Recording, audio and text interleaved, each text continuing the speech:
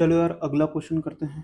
तो क्वेश्चन क्या बोल रहा है, a balloon and its content having the mass capital M is moving up with an acceleration a. The mass that must be release from the content so that balloon starts moving up with an acceleration 3a will be. और acceleration due to gravity का value तुम्हें g लेना है। तो अब तुम देखो इधर, तो ये बेसिकली बैलून है, ठीक है, और इसके साथ कुछ कंटेंट भी अटैच है।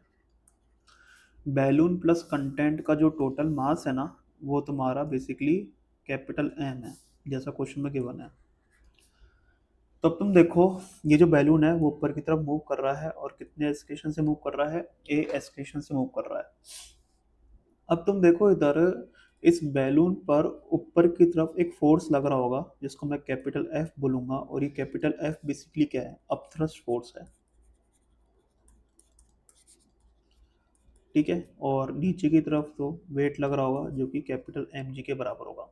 तो ऊपर की तरफ नेट फोर्स कितना आ रहा है, capital F minus capital M G, जो कि किसके बराबर होगा, मास इनटू एक्सलेशन, मतलब एम ए के बराबर होगा। अब क्या कर रहे हैं अपन, कि अपन कुछ कंटेंट को रिमूव कर रहे हैं, ठीक है। तो लेट सपोज जो अपन कंटेंट को जो रिमूव कर रहे हैं ना, उसका जो मास है ना वो कितना है, वो अपना है स्मॉल एम। तो बेसिकली अब जो तुम्हारे बैलून प्लस कंटेंट का जो टोटल मास बचा हुआ है ना, वो कितना है, capital M minus small M. तो स्मॉल एम बेसिकली क्या है, mass of the content removed.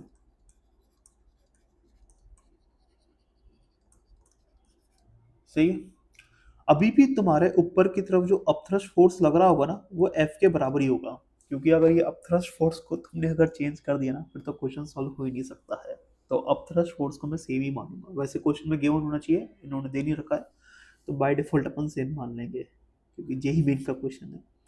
नीचे की तरफ जो वेट होगा क्या होगा, capital M minus small m into जी।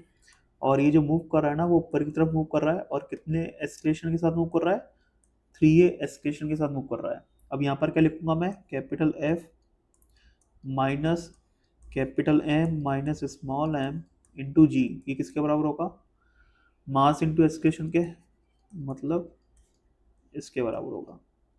अब एक अपने पास ये इक्वेशन है, और एक अपने पास ये इक्वेशन है, सही है।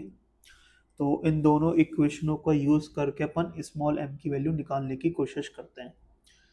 तो एक तो अपन लिखेंगे कि F minus capital M ji is equal to M है, ये अपने पास इक्वेशन वन है। और दूसरी इक्वेशन क्या है, capital F minus capital M minus small m into g is equal to capital M minus small m into three है।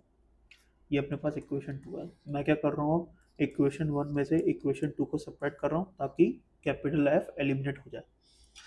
तो ये मेरे हिसाब से आएगा कि capital M minus small m into g minus capital M ji is equals to capital M a minus capital M into three a plus small m into three a. मेरे हिसाब से ये आएगा। तो यहाँ से तुम देख सकते हो, ये आएगा माइनस का small m ji is equals to, ये जाएगा माइनस का टू कैपिटल एम ए, और ये जाएगा प्लस का स्मॉल एम इंटू थ्री ए।